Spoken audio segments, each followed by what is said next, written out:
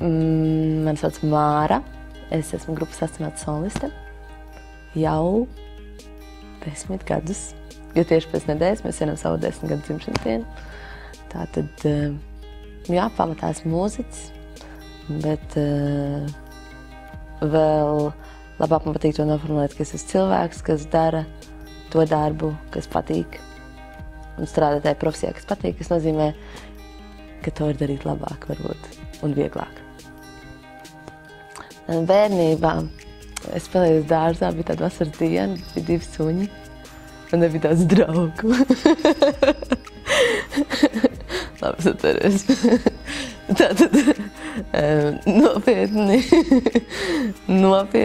tā, man jāpadomā, kāds viss sākās.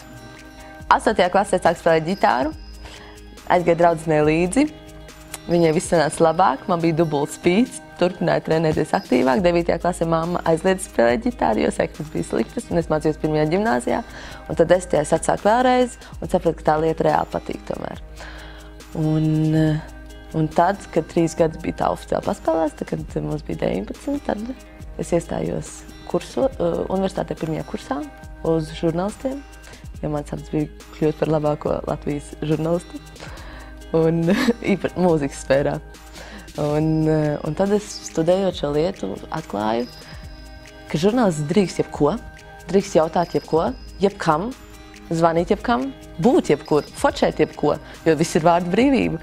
Un tad es uzzināju šo te, ka es drīkstu visu, faktiski nodibināju grupu. Nu, tā sanāk ar šo pašapziņas straumi, kas atnāca pie manis studējot žurnālistiku.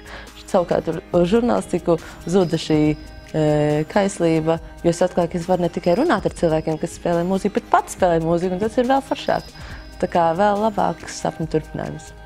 Un tā mēs sākām ar manu bijušo klasbiedru, kas bija sēdējis pie bungām 3 reizes, ar manu kursbiedreni draudzeni, kas bija spēlējis ģitāru 3 mēnešus, un es biju spēlējis ģitāru jau 3 gadus.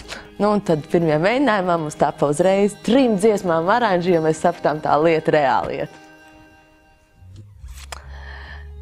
Manā dzīvē es noprecēju īsto čali. Un bija šaubas tā, ka tas ir sasniegums. Un mūzikā es savācu īsto komandu. Un bija šaubas. Bet mēs vēl spēlējam kopā. Tātad tas arī ir sasniegums.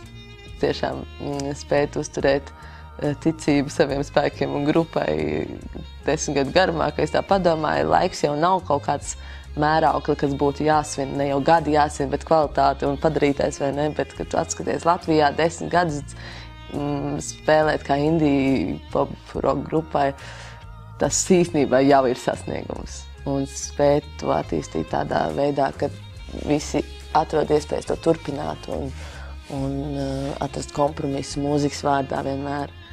Un norūdīt to mugurkaulu un gal galā atkost, kuru dziesmu dot uz rādio un secināt, ka viņa ir veiksmīgāka tiešām par iepriekšējo.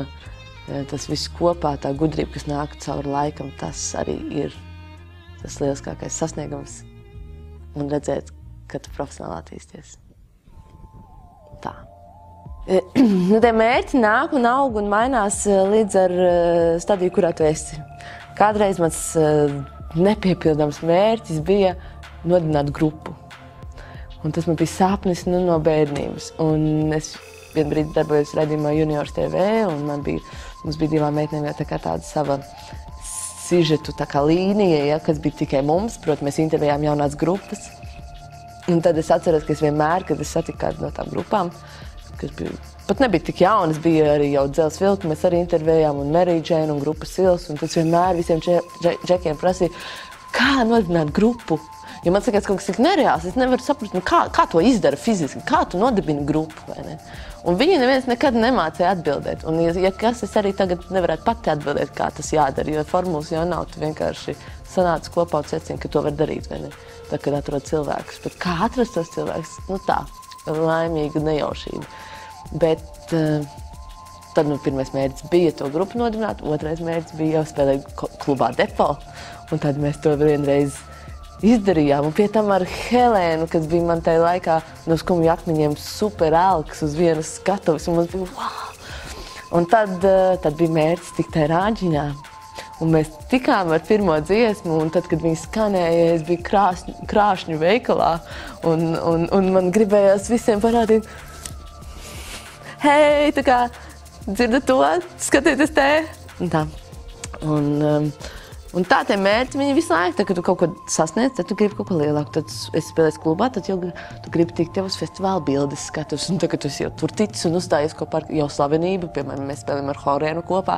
Pēc tam tev jau rodas nākamais, tam varbūt kādreiz mēs varētu spēlēt solo koncertu lielākā vietā. Un tad tu nonāc līdz tai sapņu fabrikai un tu vienkārši esi pāruztraucies un nevar centies iziet no backstage, jo tas īstenībā ir tik bailīgi. Bet tad tas koncerts pagājis un tu jau gribi nākamo tādu koncertu un ar vēl foršāku scenogrāfiju.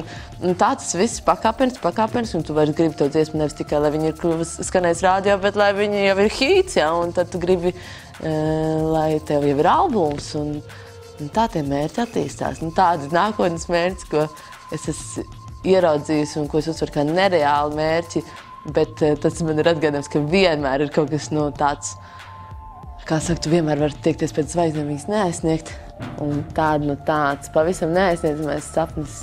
Bet, kā saka, lai ir tās zvaigznes, uz kurām tiekties, ir muzicēt ar visu grupu uz mēnesi. Un kā mēs esam astronauti, kura vēl grupa vēl labāk varētu uzrīkot koncertu uz mēnesi?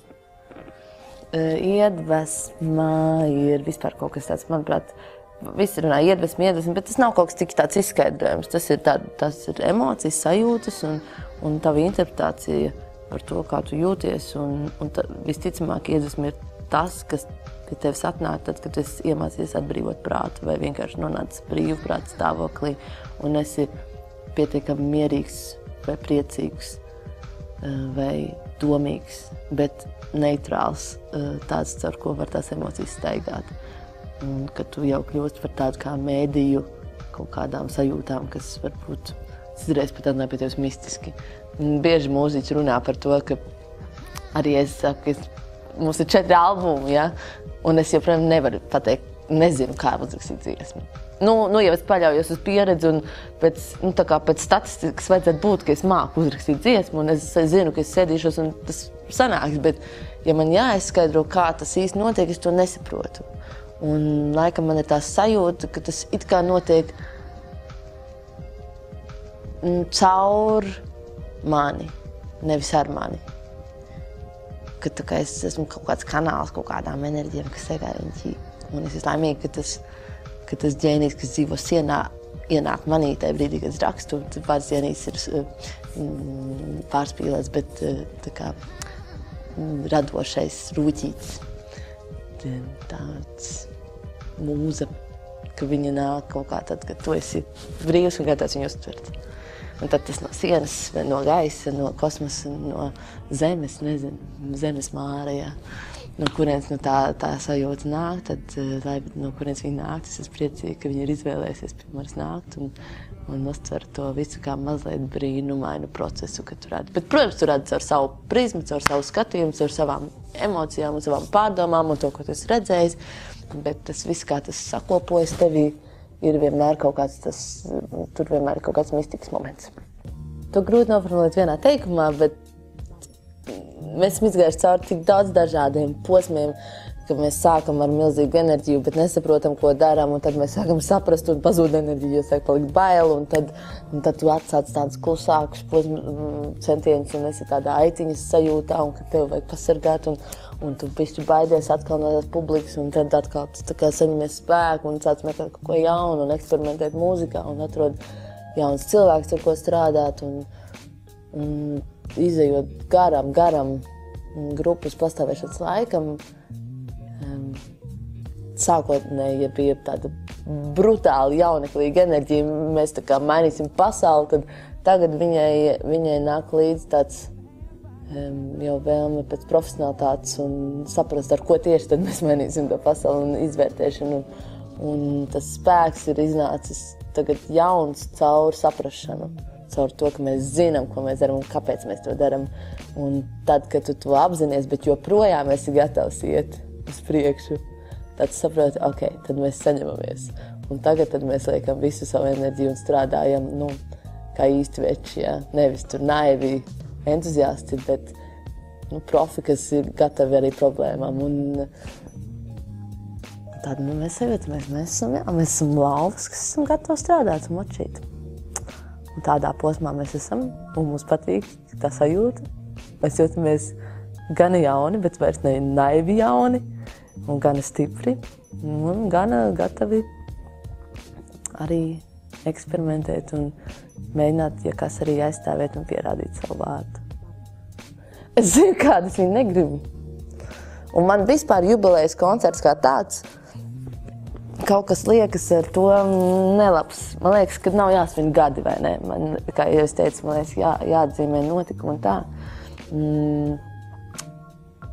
Es teiktu, ka pēc 10 gadiem es gribētu, lai mums atkal ir kaut kas pavisam jauns, ko teikt. Nu, piemēram, tagad, ja es salīdzinu pirmo albumu, kas ir tāds mazliet, varbūt vairāk college rocks, nu, negluži, bet tāds kedu rociņš, jā. Poprociņš. Tad tagad jau tas ir tāds ar elektronikām un deiskāks, mazliet kaut kāds citādāks jau tāds mūzikas virziens. Un es domāju, pēc 10 gadiem, nezinu, vai tur jābūt avangarda popmūzikai, jā, iesim Bjorkai, sakosim, vai tur jābūt pilnīgam deju muzonam, bet tādam kvalitatīvam, bet katrā ziņā mums jābūt kaut kur citur atkal. Ja mēs esam turpat, tad es ceru, ka mēs nesvinam tos 20 gadus. Varbūt tuvākajiem, zini, faniem, nu tādu draugu vakaru, bet man liekas, ka mākslinieks nedrīkst stāvēt uz vietas, māksliniekam ir jābūt visu laiku meklējumos un attīstībā un jāved līdz tas savs klausītājs, tas, kurš ir gatavs, tas, kurš nav gatavs, tas vienmēr var uzlikt veco albumu, bet es vismaz pēc sevis skatos, ka es savus pirmos ēlkus, kas ir apstājušies, pat esmu pārstājis cienīt, ja. Nu tā, un man liekas, ka tā ir mākslinieka būtība rakt un meklēt un eksperimentēt, un tikai tad es gribu to 20. gadu jubileju svinēt, ja mums ir, es saku, jaunas vēsmas, kuras arī tad svinēt. Man liekas, ka jebkuram, kurš iet, kas, kā saka, iet dziļumā un rokas savā sfērā, vienmēr būs daudz mirkļi, kas pa vidu liks pārdomāt, vai tu tiešām to gribi darīt, vai tās ir īstais virziens, un vai tu esi gatavs, un vai tu vispār nojaut, ko tā profesija nozīmē. Jo tad, kad tu paņem to ģitāru rokās, tu vienkārši zini, ka ģitāra ir stilīgs instruments, nu vai vismaz tavēja gaumē, ja? Un tev patīk, kā viņš skan, vai tev patīk, kāds izskatās, bet tu nenojaut, ko nozīmē īstenībā profesija mūziķis, ja? Un tāpat, man liekas, ir arī jebkuru sfēru. Tu gribi būt astronauts, jo tu liekas, ir tik forši skatīties tur uz zvaigznēm, bet tu pat nenojaut, cik nelabi tur ir bezsvaru stāvoklī vai kādam jābūt ķermenim norūdītam. Un tas ir, tā, man liekas, neviena sfēra, neviens cilvēks vēl nav tālu ticis bez barjeru apzināšanās un pārkāpšanas, bet tādas konkrētas, ko izcelt. Nu, varbūt pašapziņas jautājums ir tas, kas atkal un atkal tevis ir sevi jāpārcelā, jo ir ļoti viegli nonākt no viena grāvja otrā, un tāds līdzsvar jautājums ir otrs. Viens ir, ka tev ir kaut kas veiksmīgs bijis, un iznācis albums, un tu saņēmis novērtējumu, un pēkšņi tu esi presē, un īpaši tad, kad tas ir jauns un pirmo reizi, un tad tev ir viegli sēsties tā kā sīčus, pasieties uz mani. Nu tā, ja? Un tad arī nākamais brīdis ir tieši pretēji, kad tu it kā dari visu to pašu, un pēkšņi tu jau esi neaktuāls, un pēkšņi tu tomēr nemākot dziedāt, un pēkšņi viss ir tik gudri, kā ir jāuzstājas, un kā ir jābūvē ceļi, un kā ir valsts jāvada, bet uz mani tieši kā ir jāuzstājas, un kādai jābūt tavai grupai un mūzikai, un pēkšņi tev sāk likties, varbūt tiešām visiem ir taisnība, un es īstenībā nesaprotu, ko es daru. Un tad tā tu mētājies no viena grāvja otrā, un vakar jūties kā, ka tu tiešām, zini, būsi kaut kāds trendsetters. Un nākamā dienā jūties, ka vienkārši es gribu ielīst zemē un neatbraukt uz laukiem un lūdzu, lai neviens tikai vairs nerunā par mani. Nu tā. Un arī, protams, tad, kad tu apzinies, ka tai kritikai ir arī kaut kāds pamatojums, vai tu pārāk ilgi esi bijis uz vietas, vai tu pārāk maz esi lēni attīsties profesionāli. Un īpaši tad, ja tev sanāk, ka kaut kādi apstākļi ārējie uzmet, kā saka, tev pēcpus augstāk par tavu īsto varēšanas līmeni, ja? Tu pēkšņi nonāc uz arēnas skatuves, kaut gan tu esi spēlējis tikai mazos klubos kā depo vai studentu klubs, ja? Un tu nemāki komunicēt ar to publiku, un tu nemāki to stāju, un tu pat nesaproti, kāds tērps izskatās tajās gaismās, un tad tas viss nāk tā kā bumš pa pieri, kad tu atklāji, ka tu tiešām nezināji, kā tas jādara. Un tad tie visi brīži ir tādi, kad vai nu tu tā kā padodies, vai nu tu saņemies, un ok, nākamreiz zināšu, bet nav tik viegli. Jo tad tev tā kā nākamreiz jau ir jācīnās ar tiem, kas redzēja, ka tev nesanāca. Un jāpierāda no jauna, ka tomēr tu vari iet tikai esi mācību procesā, vai ne? Bet skatos mākslinieki, neviens negrib redzēt mācību procesā. Skatos mākslinieks vai nu mūs māk izklaidēt un nomierināt, vai nu nemāk. Un ja skatos mākslinieku ir žēl, tāds nedrīkst būt skatos mākslinieks. Tad, jāmāna, kas skatos noturēt to vieglumu. Pišķi papinkšķi un tad viss kārtībā. Parunājos ar gudriem cilvēkiem apkārt. Starp citu, ļoti, ļoti iesaku jebkurā sfērā.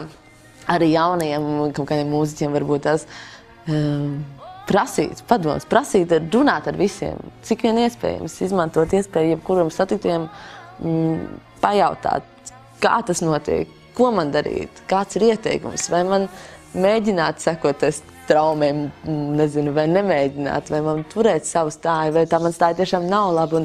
Un gal galā jau tu pats tāpat izvēlēsies tās savas izvēles, bet varbūt reiz ir labi, ka tev ir kaut kas vismaz palīdzēs kustināt tās smadzenes.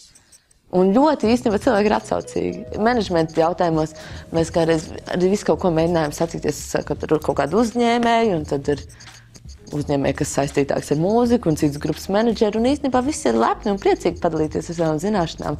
Un tad tā kā puzlītis krāja to visu kopā un atklāja, tur ir schēma, un es viņu pat spēju saprast, un varbūt es vēl nespēju visu tā kārtīgi izdarīt, bet es jūtu, ka es tajā virzienā varu iet, un man tur īstenībā nav nekāda baigā ķīmija, ko nevar atkost.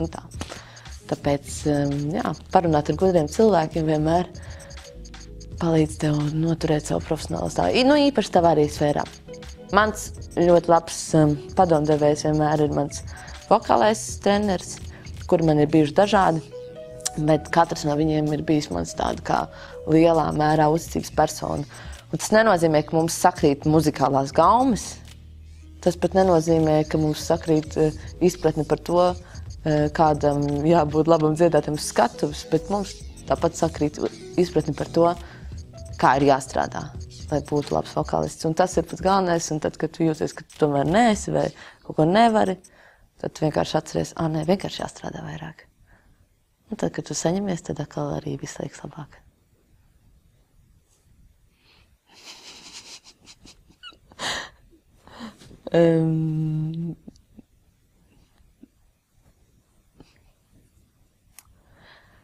Tad tā.